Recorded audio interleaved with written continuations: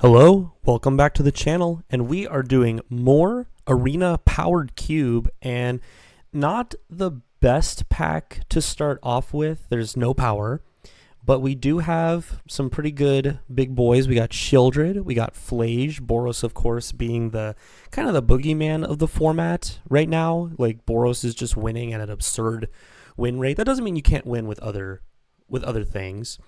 We've got Caustic Bronco, Scavenging Ooze, Grim Monolith if you want to do big rampy stuff. 6 is a pretty good value engine. A couple of Tri-lands, a Surveil land. Unholy Heat is cheap interaction. So I think it's definitely going to be between, honestly, probably Shieldred and Flage for me personally. I mean, you could argue taking Unholy Heat as just like a cheap interaction spell, and that's totally fine. I've really been enjoying the Boros decks. I mean, I feel like I'm kind of like a Boros gamer when it comes to just any format in general, so I am very much tempted by Flage, but at the same time, I do kind of want to try to make other things work in the cube besides red-white. So I think I'm going to just go ahead and take Shieldred as the most rawly powerful. Good on its own, but also if you get some of the draw 7s, you can also just make this work. So now we have an interesting choice. We could go like blue-black and take like a Jace or Goben. There's also a Watery Grave too, but there's a Tolarian Academy.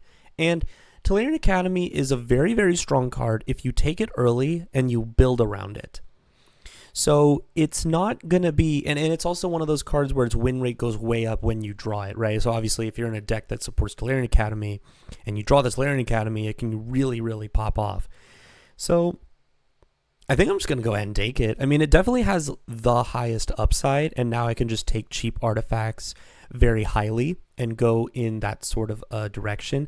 If I had taken a Flage, you just follow it up with like a Kythian or an Inquisitor or Loran or something, and you're okay there. But given that we took a Shieldred pack 1, you can still end up in like, I guess, Dimir artifacts. So I think the Tolarian Academy, it's also the most fun card, right? We're here to have some fun. Let's go ahead and take the old T Academy there. All right, now we see, man, there's a lot of good stuff here. There's Entomb if you wanted to go a kind of Reanimator route. There is also just Fable the Mirror Breaker, and this card's just really, really good. And also makes artifacts too, like the little Goblin Shaman friend. Volcanic Island, of course, is also in the pack though. Goblin Bombardment, really good in the Boros deck, especially in combination with Ajani. You have Elvish Mystic as ramp, Phyrexian Revoker, and Mightstone, Weakstone, Unlicensed Hearse are all like kind of the same generically fine artifact cards. I think I'll just go ahead and take Fable. The card is just absolutely incredible. It gives you a ton of value, and I'm okay to abandon either one of my first picks. Like we could be blue-red artifacts, we could be black-red mid-range. Those are fine options. Maybe some sort of Grixis shell. I don't know, but Entomb is one thing, but I don't know. The Reanimator combo decks are missing a few pieces, and it just doesn't come all together. Fable the Mirror Breaker is just always a great card. All right, now we get... So there is a Mishra's Workshop if we want to go like super all in on the artifact thing, but given where we're started, I don't think that's where we want to be. Honestly, I kind of just want to take Glorybringer. I love this card. It just comes in and kills a thing, and big 4/4 hasty flying body, super sweet. Amonkhet, aggressive set. People were like, wow, this is just a rare. Like, imagine you're just playing your fun limited set, whatever, your F&M draft, and then someone like slams this on you. Yeah, I can see why people did not take too kindly to that. Anyway, there's also Malcolm as a totally fine 2-drop in blue, but I think given our start, we're just going to go ahead and take the Glorybringer. All right, well, I think we can probably just keep the red going. We could either take a Lelia or a Flame Slash. I think we may be out on the Tolarian Academy, but we'll see. No black cards here. Karn goes with the artifacts. I guess Coveted Jewel if you want to go for that, but given that we've just take Fable into Glorybringer, I'm not really in on going all in on that strategy. There is Ponder, I think I'm going to go ahead and take the Wooded Foothills because this opens us up to getting, maybe we can wheel that volcanic island, or maybe we can find a Badlands or a Blood Crypt. So that way we can go black red and play all these cards.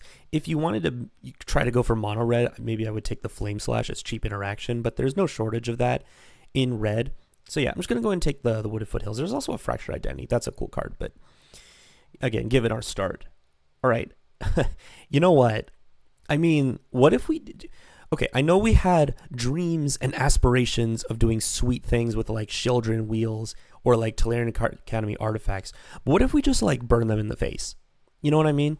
Like sometimes you just want to do that to people. And I may be in that kind of a mood right now. I wasn't at the start of the draft, but now that we're here and we went Fable into Glorybringer into Wooded Foothills, and now we get this Fire Blast. I mean, sure, there's also Overlord of the Boiler Bilges, which honestly might be, it might just be better, quote unquote, but I mean, come on. How often do you get to draft Fire Blast? Super sweet. I'm going to take it. And then, oh wow, immediately punished. We do not see any red cards, but we do see a couple of black cards with a Concealing Curtain and the Preacher of the Schism. There's also like Sink into Stupor if you wanted to go blue-red, but I think Shieldred's powerful enough that you probably just want to stick with black. I think I'm going to take, I do like both of these cards. I'm just going to go and take Concealing Curtains. I'm just going to give the nod to it because it is a cheaper card at only 1 mana. And 1 mana 0/4 Defender is also pretty good against the aggressive decks. So is a 3 mana 2/4 Death Touch. But again, it comes down early and then it eventually, turns into a big threat that thought seizes them. Meanwhile, it's protected you against the 3/2s and the 2/2s and stuff. So I do like that. And we get a Restless Fence, which I think I will just go ahead and take. Looks like we're going to probably be doing the black-red thing, I suppose. This is not a fetchable duel, but it is a manland, which is good. There's also Jadar, Ghoulcaller of Nephalia, which can give you bodies and a repeatable source of damage. Well, the card's just okay. I think I would rather take some fixing here. Obviously, we're looking more for like a Badlands type of thing. So there's a Zayator's Proving Ground. I do like that. There's that. There's also Unholy Heat. So I think I'm going to take the Zayator's Proving Ground because we already have the Wooded Foothills to find it. Unholy Heat is totally great as well. This opens up the door to be Jund, which I mean, hey, when in doubt, Jund them out. It does make the Fire Blast perhaps slightly worse, so maybe the Overlord or the Boiler Bilges would have been better, but I mean, it's okay. We'll be fine. Like now I can just take a Valky. That seems awesome. Great wheel. Good 2-drop, but also a good late game Planeswalker big thing. Cast a bunch of spells, exile stuff. Really sweet card. Definitely fits on nicely on the curve. Also a couple good red removal spells with Mind Collapse and Pirate Spellbomb, but definitely going to take the Valky. Sorry, Tolarian Academy. We are not doing that. Ooh, so now we have an interesting choice. We have a Knight's Whisper, but we also have an Esika's Chariot. I really like Esika's Chariot. It just comes down, adds a ton of board presence. It's close. Very, very close. I think I'm gonna lean actually for the Esika's Chariot. We're gonna go a little bigger. I changed my mind. No. Because here's the thought. There's a lot of Underground Mortuary. Here's the thought. So we're gonna open Minsk and Boo in the 4-drop slot. That's it. That's the only thought process there. I'm gonna take Underground Mortuary just in case. We have really good green fixing now. Ooh, nice. Wield the Flame Slash. Excellent. We definitely wanted some cheap interaction. So I am very glad that the Flame Slash wield. Karn would also be just, fine, but Flame Slash for sure. Oh, we're not even punished. Wheel the Overlord of the Boiler Bilges. Absolutely amazing. Spring Garden and Tuco last pick. This card's pretty good. Probably not for us, though. All right, what do we got in our next pack? Oh, there's Oko, Thief of Crowns. Very strong. It's not completely unreasonable that we take it here. We already have good green fixing. We could easily find a blue fetchable. I mean, we did already miss our opportunity for a, what's it called? the volcanic island. But let's see, what else do we have? There's Hazaret the Fervent. I think this is probably more of like a top end piece card. So our deck's looking a little bit more mid-rangey. There's Ajani. Ajani's really strong, but not really for us. Probably just going to take Death Creator's Champion. This card is crazy. Just 3 mana. Basically, it's either like a 3 mana 3/2 double strike, or it's a 3 mana 2/1 double strike that gives another thing +1/+1 and double strike until end of turn. Or it's just randomly like a 4 mana deal 6 to your opponent. Just very, very nice and aggressive. Flexible. Yeah, really sweet. Fits in the curve on like the 3 and the 4 drop slot. I'm going to go ahead and snap that up. All right, now what do we get? There's Chandra, Dark Confidant, Grim Lavamancer, Magda, and Gut. I think I'm just going to take Gut. Gut's ridiculous. Just comes down, you can attack with your small guy, and then sack a thing, make a 4/1. It's definitely gets a little bit better when you have a lot of tokens. So, for example, the tokens that your Fable the Mirror Breaker will generate. So I do like that. Perhaps we can wheel Magda. Magda into Gut is a nice curve because you can go Magda on 2, attack, make the treasure, and then stack the triggers. So then you can sacrifice the treasure and turn it into a 4/1 that's attacking. It's crazy. So yeah, that's pretty cool. So we're just going to go ahead and do that. Maybe we wheel Chandra, Magda, or Dark Confidant. I'd be happy with any of those. All right. Ooh, great choices here. So we've got Dragon's Rage Channeler, Mishra's Bauble, and Burst Lightning as pretty good options. I think I'm just going to go ahead and take the Burst Lightning, try to prioritize the cheap interaction first. We're a little bit creature heavy, so the Dragon's Rage Channeler, not quite what we're looking for at the moment. I mean, it is definitely good. And Mishra's Bauble, not bad either if we wheel it. It's a good thing to sack to Gut, for example. But yeah, Burst Lightning, totally fine. Slightly flexible removal spell. You need the cheap removal for the other Boros decks in the format. So yeah, definitely going to take that. There's also Carnage Interpreter, which could be good on the wheel, but we already have a few 3-drops, so not going to prioritize that at the moment. Okay, now we see there's Nia, which we're not really going to be able to flip, but it is just kind of like it is basically just a 2 mana 2/1 that's pseudo cantrips, which is, it's fine. It's not bad. But there's also Elegy Acolyte. Now this one seems really good to stabilize against the other aggressive decks. 4/4 lifelinker, and then it comes down, it can either draw you cards or make more bodies at the end of the turn. So I do like that quite a bit. And not really much else for us. So yeah, let's go ahead and take the Elegy Acolyte. That seems pretty good. Good stabilizer. All right. Now we can take... There's a Recurring Nightmare if we wanted to do sort of like a... It would be sort of fair in this deck. But even just getting back a Glorybringer, sacking a... I don't know, Concealing Curtains or a Fable token or something like that could maybe be okay. But we don't have really like the cheap fodder that makes Recurring Nightmare really pop off. I think I'll just take a Galvanic Discharge as sort of a quote-unquote bad lightning bolt. But, I mean, cheap removal is still cheap removal. And not really much else for us in this pack. Oh, nice. Blood Crypt. So we got Blood Crypt, Collective Brutality, Fatal Push. I really want Fatal Push, but I think you have to take Blood Crypt in this situation. We're very, very split on the black and the red cards at the moment. So just having an untapped, fetchable duel is fantastic. So yeah, definitely going to slam that Blood Crypt.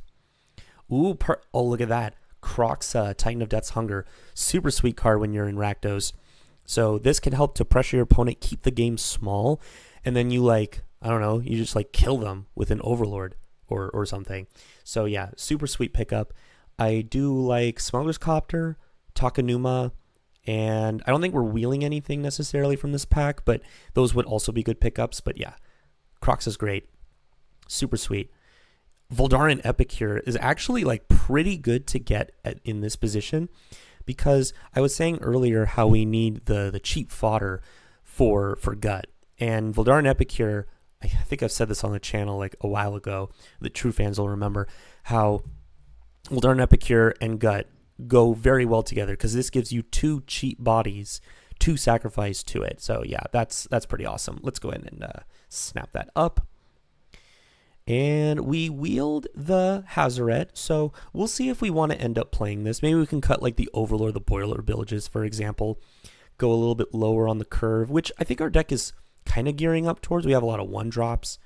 Yeah, let's go ahead and take the Hazoret. Not sure if it makes the main, but you know. And we wield Dark Confidant and Magda. I think I'm going to just take the Magda and the Chandra, by the way, and the Grim Lavamancer. We're definitely in the open seat. But anyway, I'm going to take Magda for the same reasons that I was talking about earlier. How, 2-drop into Gut on 3. Good curve. And also you can just like ramp into Glorybringer and stuff. It's pretty good. We wield the Dragon's Rage Channeler. I think I'm going to take that over the Carnage Interpreter. Carnage Interpreter is pretty good, but now we're starting to get a little bit more on the non-creature side of things. I think we're going to go ahead and take the Darcy. Okay, nothing for us here. All right, so probably just rounding out this pack. So what are we looking for? Oh my god, Fatal Push wield. Oh, that's excellent. I can't believe second to last pick Fatal Push. Very nice.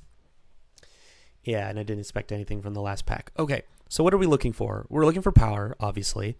And we're just looking for cheap and good threats. All right, what do we see? All right, there's a bunch of good options. There's Reanimate, which you're not reanimating like an Atraxa in this deck or anything, but it is just a good card, right? You can reanimate your Gut, you can reanimate a Glorybringer, you can reanimate their thing.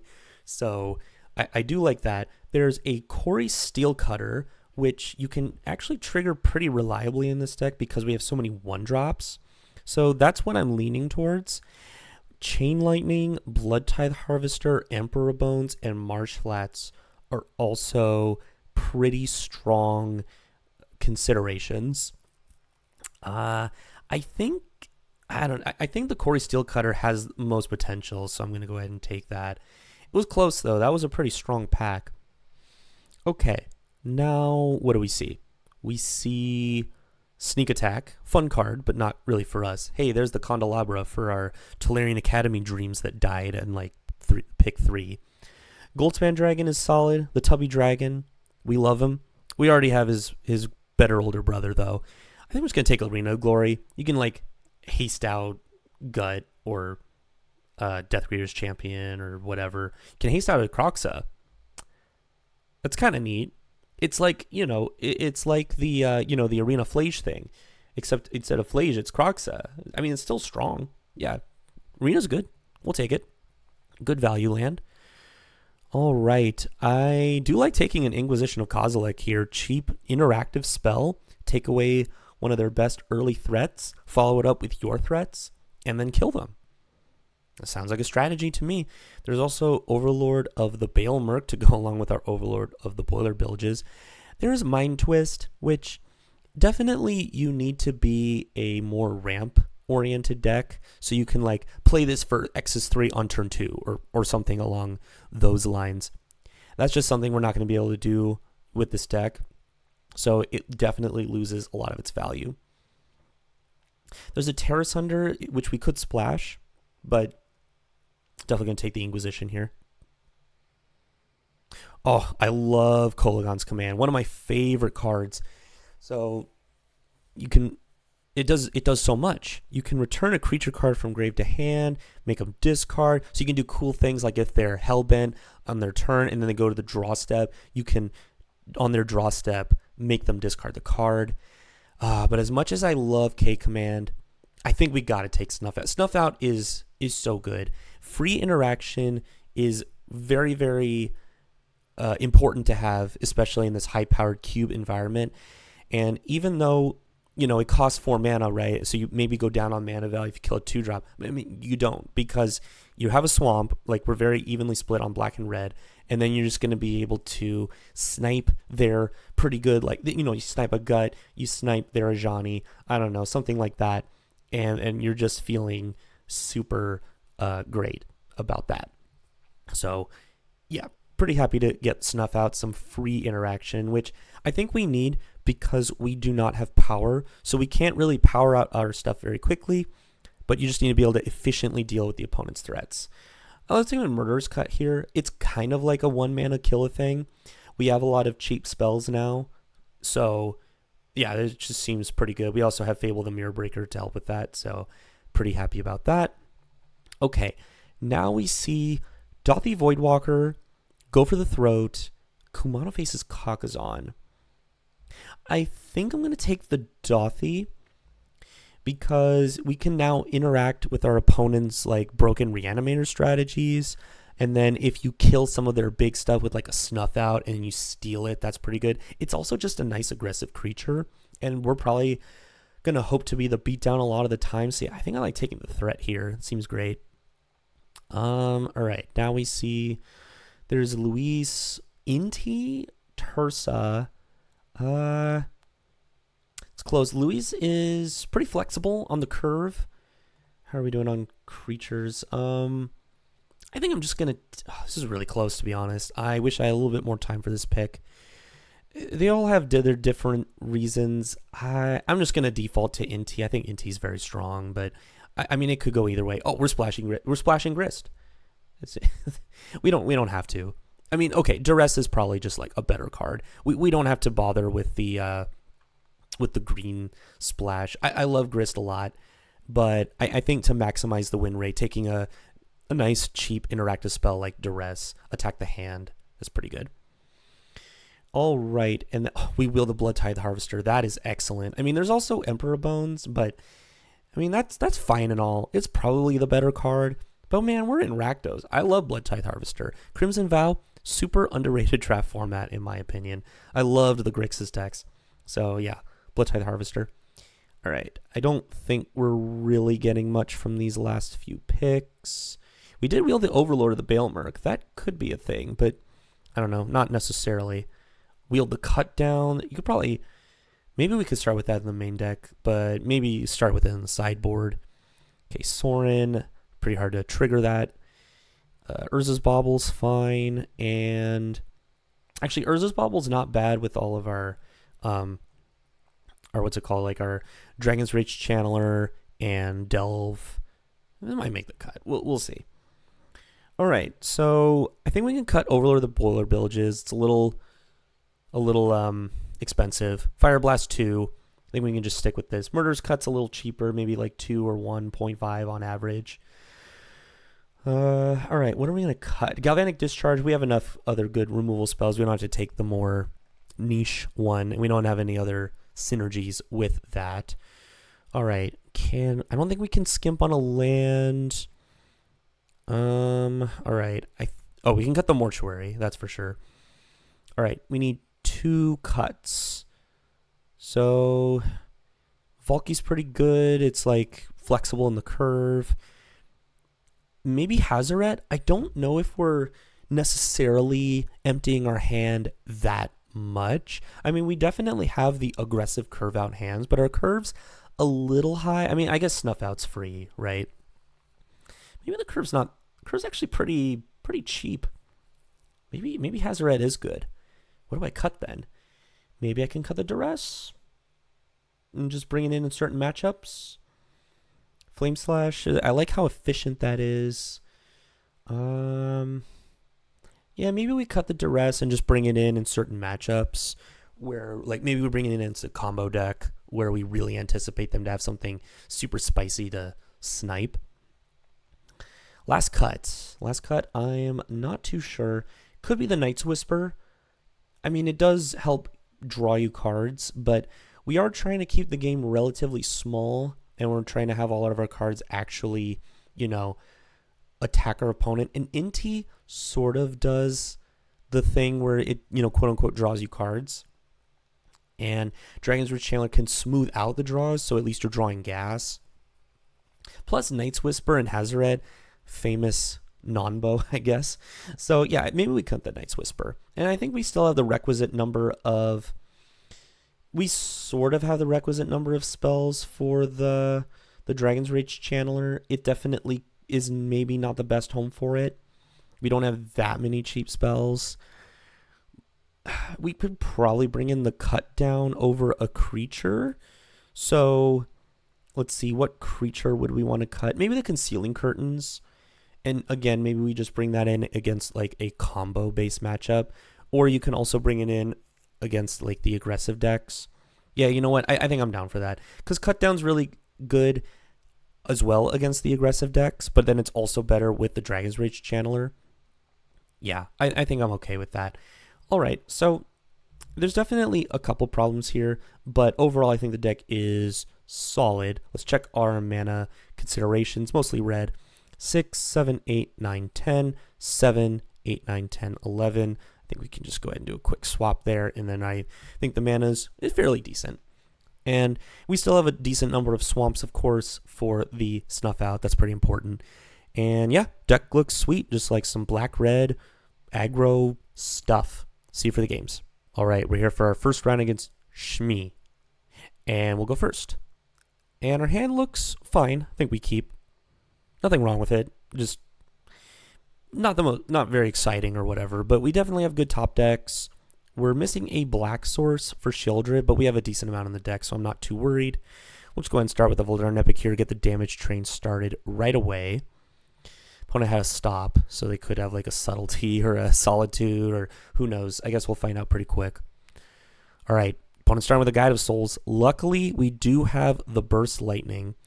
We draw a Corey Steelcutter for turn, so yeah, not great. But we do have this Blood to Sacrifice, so let's just go ahead and not waste any time. We'll go ahead and Burst Lightning the Guide, and then we can stop, or we can like trade this Mountain in for another card next turn, and then hopefully we can double spell with the Corey Steelcutter and get that train going, and then follow up with the Sheoldred.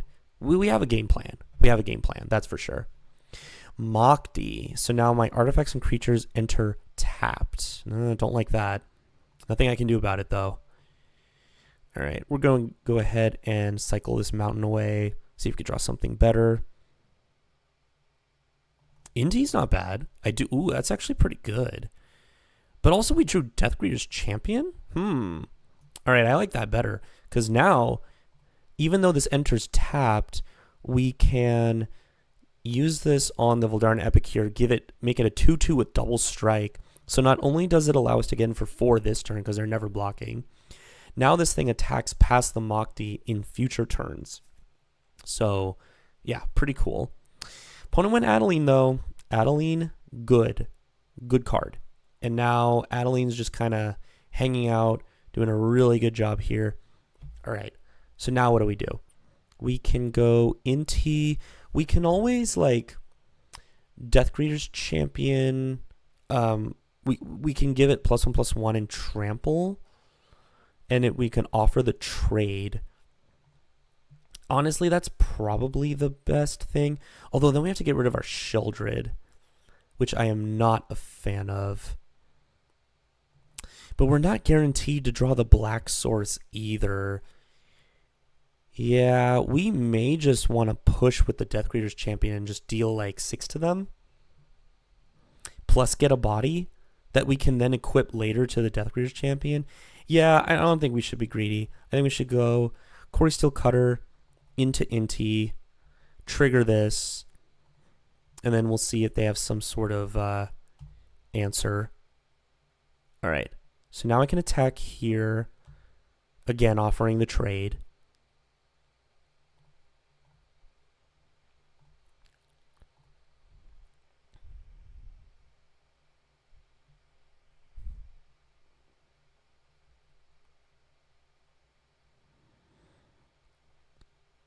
All right, wondering if my opponent has a Solitude here. There it is. All right, they go Solitude, pitching a Thalia.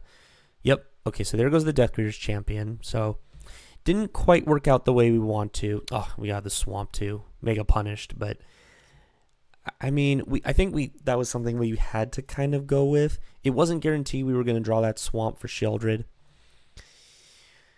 We're kind of running on empty here, but at least next turn we can attack with Inti, draw a card, put a counter on something.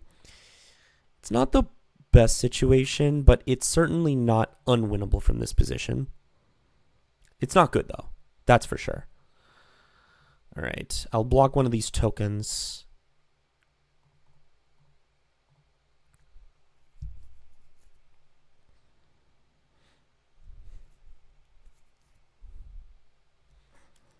Yeah, unfortunately, we might get soloed. Ooh, Valky. I'd rather just discard it, I think. All right, let's go to combat. I kind of just need to draw. This is not great. I guess what I could do is go Corey on the Voldaren. Yeah, let's do that. Corey on the Voldaren. Get in there. Discard. Hopefully draw something good. Make this a 4/4. And, dot the Voidwalker. Unfortunately, we cannot cast. Yeah, that was pretty much my opportunity. We could put this on the Inti, I guess. Help it block better. Yeah, definitely not the best situation.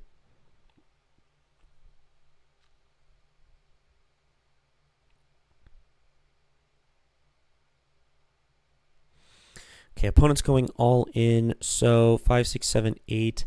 I think the way that we win is we do this and we just go to 1 and then hopefully find lethal somehow next turn. A demi. Okay. Oh, and nope. And we go to 0. Unfortunate.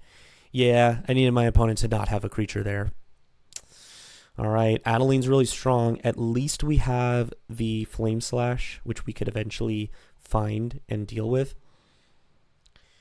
Okay. So yeah, unfortunately, that was not very good. But overall, I think we have a lot of good removal spells.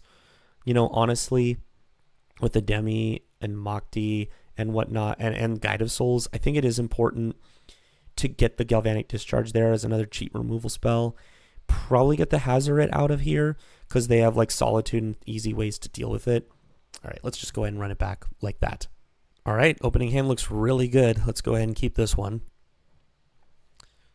So, I mean, we have a really nice curve. We could go tap land into Inti, and then we can go Fable, and then Gut. I mean, just very, very strong. But, I mean, my opponent's deck's also pretty good. So, Mother of Runes on turn 1 is scary, and I don't like it. And unfortunately, we do not have the removal spell to deal with the mom. Unfortunate, but at least we have Fable. And now my opponent went Soul Ring into Ocelot Pride. That is rough. Definitely rough. And now I can't even really attack, and then just block and use Mom. I mean, we're just going to go ahead and slam the Fable the Mirror Breaker here. Also, Ocelot Pride, pretty good against Gut, because all they have to do is block with it, and then it eats the 4/1 because that's first strike. So yeah, opponent's off to a ridiculously strong start. Interesting. So if my opponent does not have a burn spell, the Ocelot Pride, they have to use Mother Runes on it. I think I block. Yeah. Show me the burn spell. I mean, I know they just played a plateau, which might imply, that is in fact a Wandering Emperor. Oh boy. Now they can just give it a +1/+1 counter. All right. Unfortunate. Not a fan of that. And then they make a cat. All right. I'm just going to discard the Mountain and I think the Blood Tithe Harvester. See if we can draw better. Inquisition of Kozilek. Okay. So now what can we do? Honestly, it's probably just play a Sheoldred and pray. Just pray that that's good enough. Hopefully they don't have an answer for this. I mean, Sheoldred's really strong, but my opponent's board state is really, really good. Boros, of course, one of the best decks for a reason. If not, well, it is the best deck. If you want to win, you draft red and white cards, right? But that's the choice we decided not to make. And my opponent played a Caracas, which effectively ends the game on the spot, which is very unfortunate because I actually think we were in a pretty decent spot, and now we're just absolutely not anymore. They really didn't have to do this. They could have just exiled my Fable, but that's okay. I mean, we're incredibly far behind.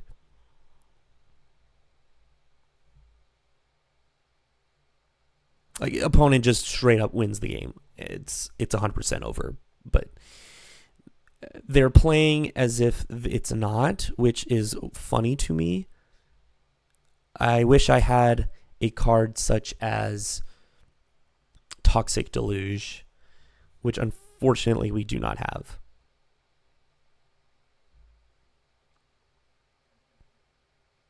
Okay. So we're going to make a guy. I mean, we can look at the opponent's hand. It just, I don't know, nothing really matters anymore. Like, we've reached the point of the game where our decisions do not matter.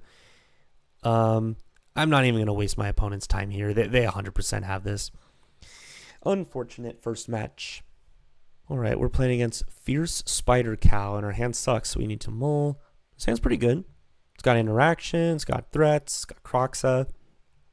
I'm a fan. All right, let's go ahead and keep what to put back. It could be a land.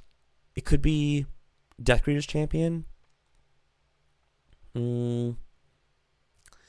That is a close decision. The Inti can help to at least alleviate some of the flood. Death Creator's Champion's pretty strong. I think I'm just going to lean on getting rid of the expensive card. I don't know if that's 100% correct, but I do think just having the Inti to get rid of, if we do draw a lot of lands, the Inti can help to get rid of them. So I think that's fine. Okay, my opponent went Plains Mox Emerald, which is very scary. I'm holding up that Burst Lightning, though. So if they play their scary 3-drop that happens to be an X2, we should be okay. Hey, look, a scary 3-drop that happens to be an X1. I mean, it's not amazing, but I will just go ahead and take this opportunity to burst it. So they still get to draw the cards, but at least they're not gaining life. Okay, there's a cut down as well. So let's go ahead and start with an Inti. The Croxa could have been good to make them discard a card, but ooh, Serac. Okay. I mean, I'm just gonna go ahead and attack, offer the trade, and I can pitch the Mountain. I think we have a lot of black cards and double black pipped cards in the deck. I'm totally okay with that trade. Now I get to follow this up with Croxa and just rip apart their hand. And now we are looking excellent to try to escape Croxa in a couple of turns. So yeah, super sweet.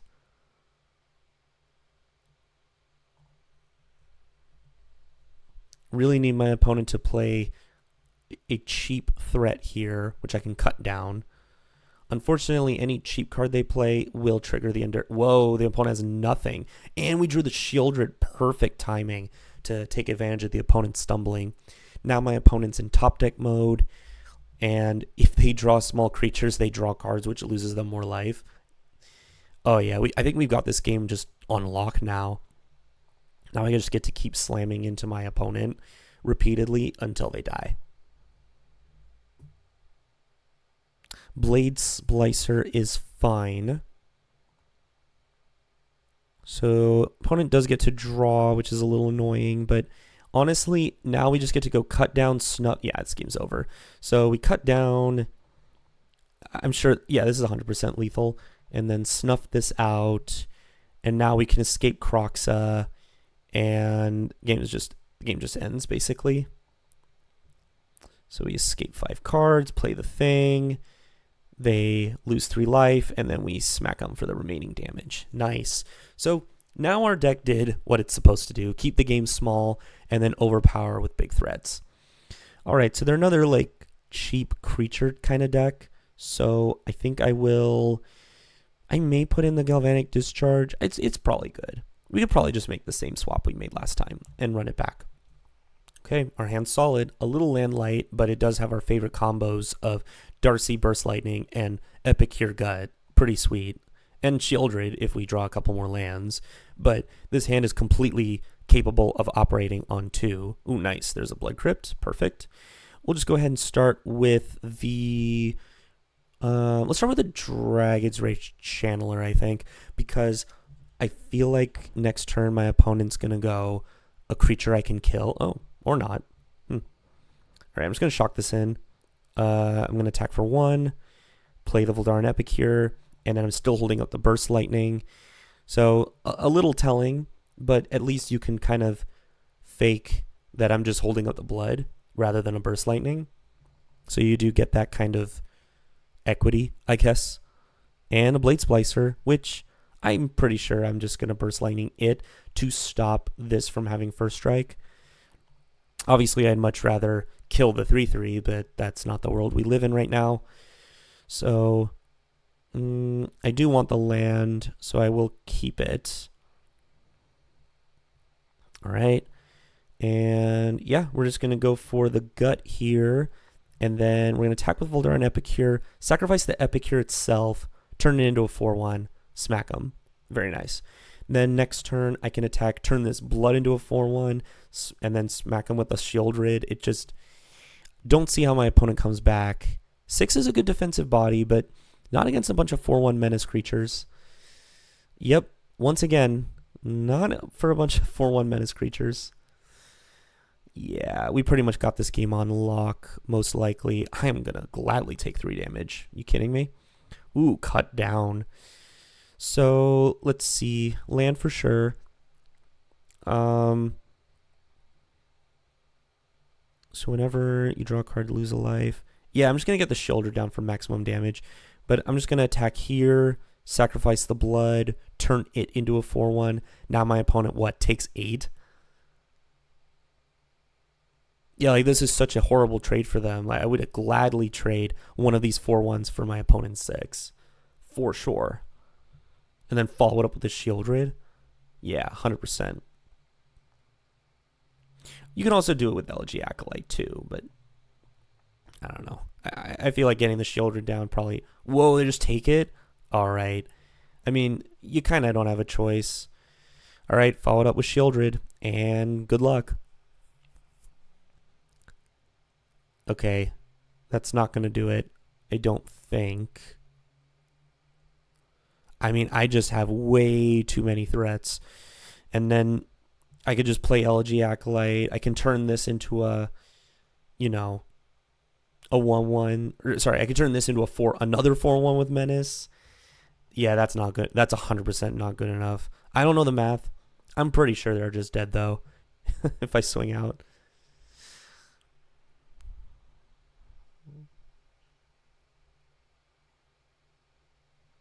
Oh, yeah, Fatal Push. I mean, yeah, nah, it's just over. Fatal Push this, cut down the other thing, put that in the graveyard. Pretty sure this is Delirious now. Cut down here, and then put that in there, sure. Are we still not Delirious? We're not. That's okay. I turned it into a 4/1. Yeah, it's just over. Okay, so our deck did what it's supposed to do there. On to the last match. All right, playing against Phil MTG for our last match. Our hand is...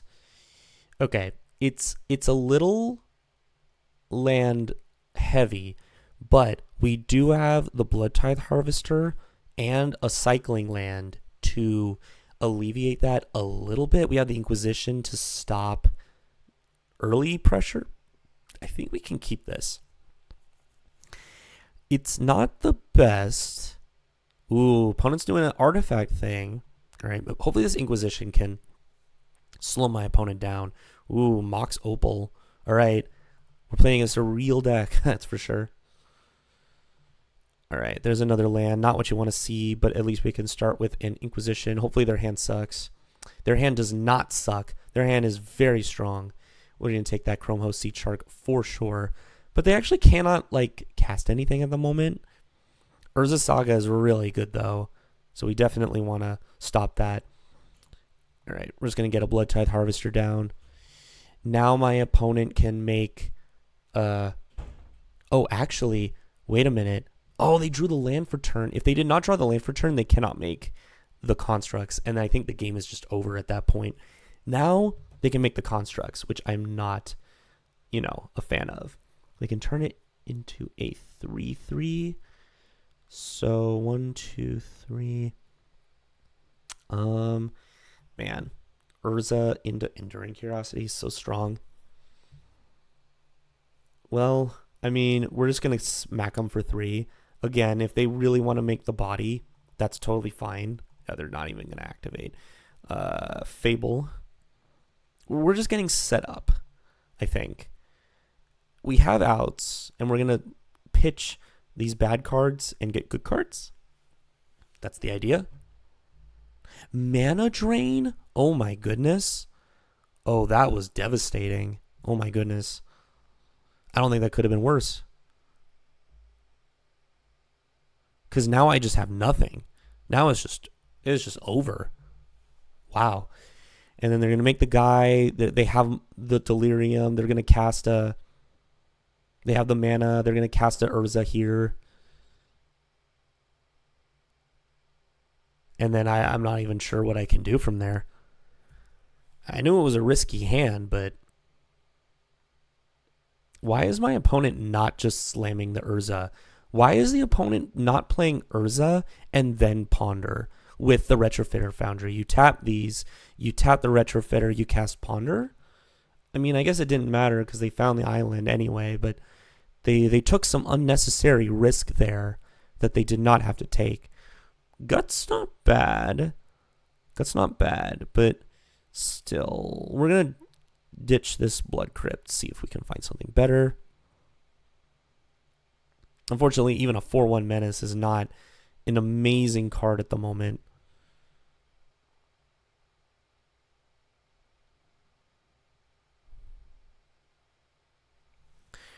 Oh my god, Triplicate Titan? Jeez.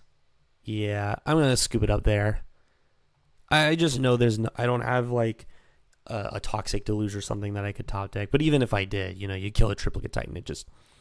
Alright, so we really need to try to get under my opponent. So the Duress could be interesting to stop some of these early ramp things or take away a mana drain. I think that comes in. I mean, other than that, I guess technically Fire Blast kills Urza, but yikes, not great. What to cut? Maybe the Blood Tithe Harvester is just a little small ball compared to what they're doing. Cut down is still fine. It does kill Urza. That's really huge. Flame Slash does as well. Yeah, I guess we just take out the Blood Tithe Harvester. All right, let's run it back.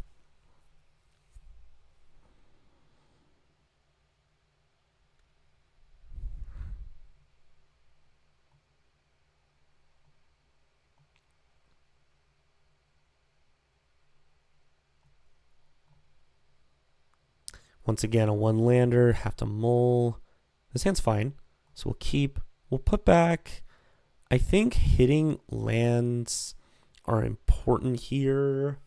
Or actually, I'm never putting back stuff out. Gut's one of my strongest. Valky, maybe it is just land. It's a little risky. The Elegy Acolyte could be pretty important to winning this game, but I'm going to take a little bit of a risk here. So we're going to play the land here. We're holding up stuff out technically if they play something dumb. Ooh, Dothi Voidwalker, not castable, unfortunately. But if we draw a swamp, we'll be fine. Okay. I guess we'll take the... I mean, their hand is not amazing, but they can go Grim Monolith into Mightstone to Weakstone, which is not great. I'll take the Brazen Borrower.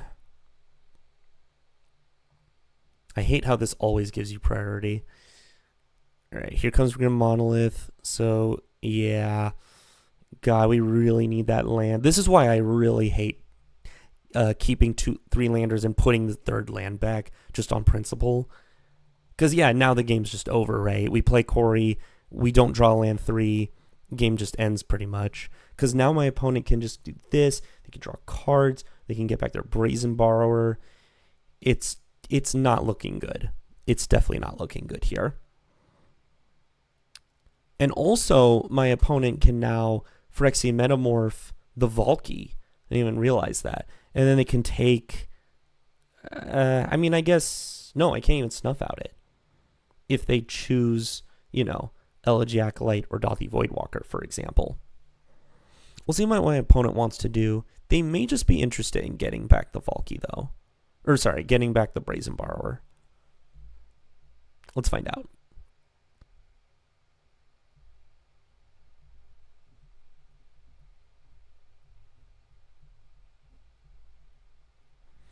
That is an Urza. Very strong. We will do this now with the trigger on the stack to play around mana drain.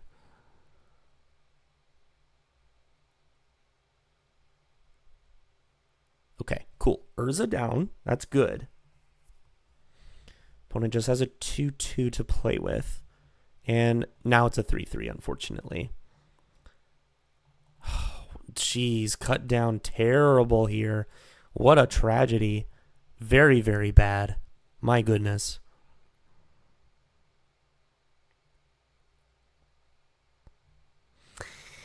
I should know better. Like, keeping 3 landers and putting 1 back while you have a 4-drop in hand is typically a recipe for complete disaster. And this is a prime example of what we saw this game. I am definitely more risk averse when it comes to Mana Screw compared to Mana Flood. Like, this came like 3 turns too late, for example, right? So I think now our goal is to just like gut, and then I'm going to concede to that. So that's the problem with keeping hands like that, right? Or making that kind of a mulligan decision. Because when you have 3 lands and you put 1 back, but your deck is... Okay, even if your deck has a lot of 1s and 2s, it's not just being able to cast the 1-drops and the 2-drops, like 1 at a time. The point is you want to hit land 3 and you want to hit land 4 because you want to go 2-drop, 2-drop. You want to go removal spell, 1-drop, 1-drop, right? So don't think of it just as, oh, I have a couple 2-drops in hand, I'll be fine. You want to get to the point where you can play a 2-drop, hold up your cut down. Or you want to go 1-drop, hold up your 2-mana removal, or I don't know, something like that. And then also with a deck like this, you have stuff like the blood tokens with Voldaren Epicure and Blood Tithe Harvester that you want to hold up. So yeah, 100% was a very, very greedy mulligan that I would very much not recommend you do. I mean, the deck was sweet. I think that's the problem, though, with black in general in this cube, is that the white cards are just better. So when you pair the white cards with the red cards, you just end up with like a better kind of deck. But I mean, we did see the deck do its thing in match 2. So it's not like it's completely unplayable or anything. But obviously we did see some weaknesses. We got mega hard punished for that last mulligan decision. You know, everyone makes mistakes, so just gotta keep that in mind. But anyway, overall, I mean, I do like black-red decks. It's a lot of fun. So I think that'll do it for this video. Thank you for watching.